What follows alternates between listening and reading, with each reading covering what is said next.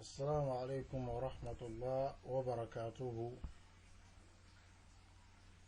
أقول كما قال القائل: إني لأعجب ممن يقرأ القرآن ولا يفهم معانيه،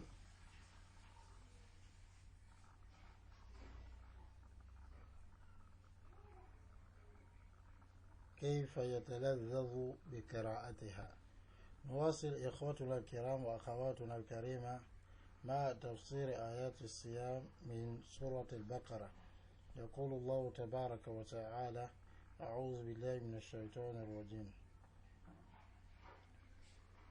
أياما معدودات، فمن كان منكم مريضا أو على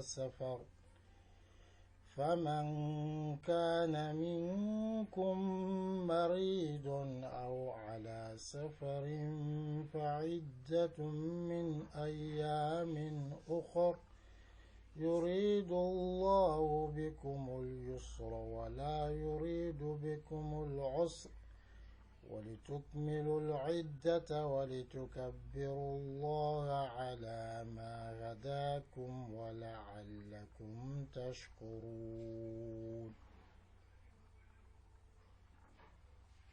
Alhamdulillah, ikhwatuna al-kiram wa akhawatuna al-karima, nous continuons avec notre cours sur l'exégèse des versets du jeûne contenu dans la sourate al-Baqarah. Allah dit subhanahu wa ta'ala: ce sont des jours bien comptés, bien déterminés, limités. Que celui d'entre vous qui est malade ou en voyage contre d'autres jours. Et quant à ceux qui le supportent avec difficulté, qui supportent le jeûne avec difficulté et jeûne, alors ceux-là donneront une compensation qui est la nourriture d'un pauvre. فَمَنْ تَطَوَّعَ خَيْرًا, mais celui qui va donner quelque chose, un bien, un surplus en bien, فَهُوَ خَيْرٌ لَهُ, cela est meilleur pour lui. وَأَنْ تَصُومُوا, mais si vous jeûnez, خَيْرٌ لَكُمْ, cela est meilleur pour vous. Et إِن كُنتُمْ تَعْلَمُونَ, si seulement vous saviez. معنى الآية, quel est le sens du verset? هذا الصيام مفروض عليكم أيها المؤمنون في أيام قليلة محصات ساعاتها، وهي أيام شهر رمضان. فمن كان منكم في حال مرض أو سفر فأفطر، فعليه أن يقضي صيام الأيام التي أفطرها فيصومها في أيام أخرى. ويجب على من استطاع الصيام ولم يصم أن يقدم عن كل يوم أفطره طعاما لمسكين واحد، فمن أطعم أكثر من مسكين فذلك أفضل. والصيام خير من الإفطار مع الإطعام.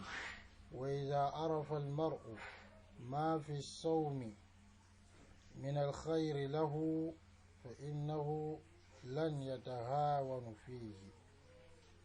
وهذا الحكم المذكور في الآية منسوخ، إذ لما فرض الله تعالى الصوم في صدر الإسلام كان المسلم مخيرا بين الصوم وإطعام مسكين عن كل يوم أفطره، فإن اختار الصيام كان خيرا له. ثم نسخ الله عز وجل التخيير في حق القادر على الصيام بقوله تعالى: فمن شهد منكم الشهر فليصم، فأوجب عليه الصوم، وبقي الفطر والإطعام للعاجز عنه. انظر الناسخ والمنسوخ لابن حزم.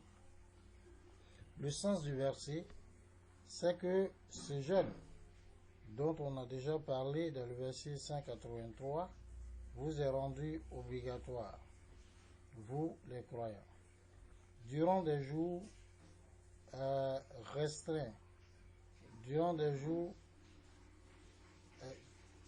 quelques jours, de petits jours dont les heures sont restreintes. Et ce sont les jours du mois de Ramadan. Celui d'entre vous qui est en situation de maladie ou de voyage et que il n'a pas jeûné, alors il devra rembourser le jeûne des jours pour lesquels il n'a pas jeûné. Et donc il va le jeûner dans d'autres jours.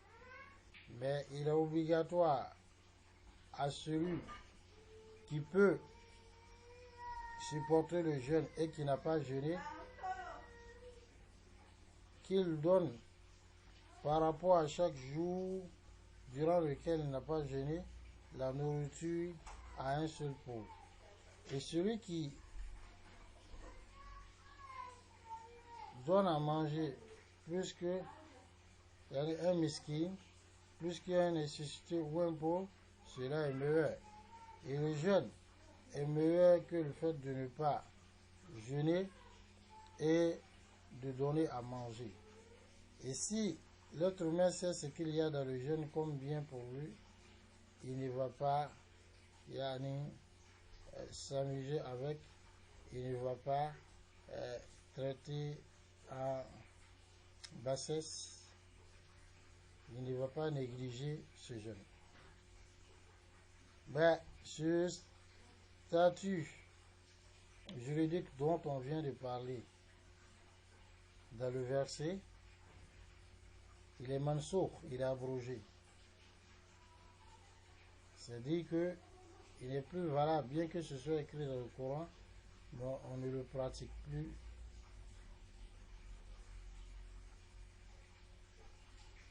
Parce que lorsque Allah subhanahu wa ta'ala a rendu le jeûne obligatoire au début de l'islam, le musulman avait le choix entre le fait de jeûner et le fait de donner à manger à un pauvre pour chaque jour pour lequel il ne jeûnait pas. Donc s'il veut, il jeûne, il ne donne pas à manger, ou bien s'il veut, il ne jeûne pas, mais il donne à manger pour chaque jour de jeûne pour lequel il n'a pas jeûné. Mais s'il avait choisi à ce moment le jeûne, c'était meilleur pour lui. Ensuite, Allah subhanahu wa ta'ala a abrogé ce choix-là au sujet de celui qui est capable de jeûner. Donc, si quelqu'un est capable de jeûner et qu'il ne gêne pas volontairement, il commet un énorme péché. Dans le hadith, Rasul dit sallallahu alayhi wa sallam, c'est dit, ce seul jour de jeûne qu'il a laissé volontairement, même s'il jeûnait toute sa vie, l'éternité, cela ne pourrait pas compenser ce seul jour de jeûne. Malgré cela, on va lui dire de rembourser et il devra se repentir de ce péché énorme.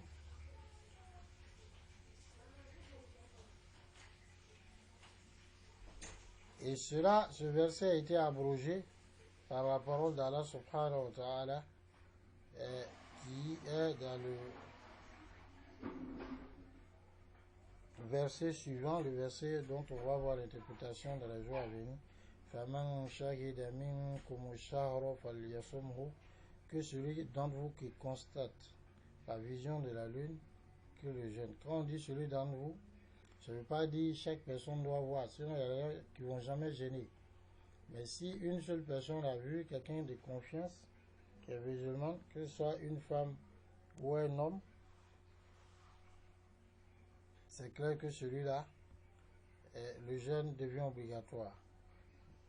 Donc Allah subhanahu wa ta'ala a rendu le jeûne obligatoire, donc pour celui qui est musulman, pubère, doué de raison, qui est capable de jeûner, il n'y a pas de maladie ou autre, et qui est sédentaire et n'est pas voyageur.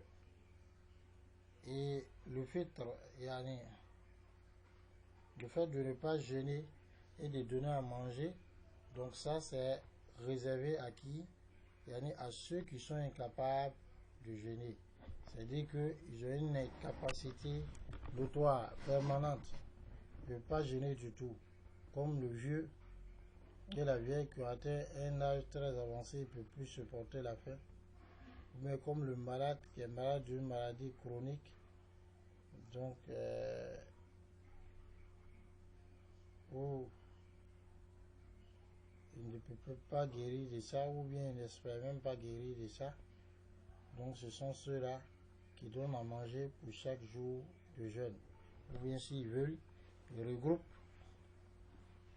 C'est-à-dire, à la fin du mois de Ramadan, si ça fait 29 jours, ou bien 30 jours, ils multiplient 1,5 kg, donc par 29 ou 30 jours, 1,5 kg de riz, par exemple, pour donner à 30 pauvres, 29 pauvres, ou bien peut préparer, les invités viennent manger. Qu'Allah nous accorde la bonne compréhension, ça c'est un peu sur le sens du verset. Salam alaikum wa rahmatullah.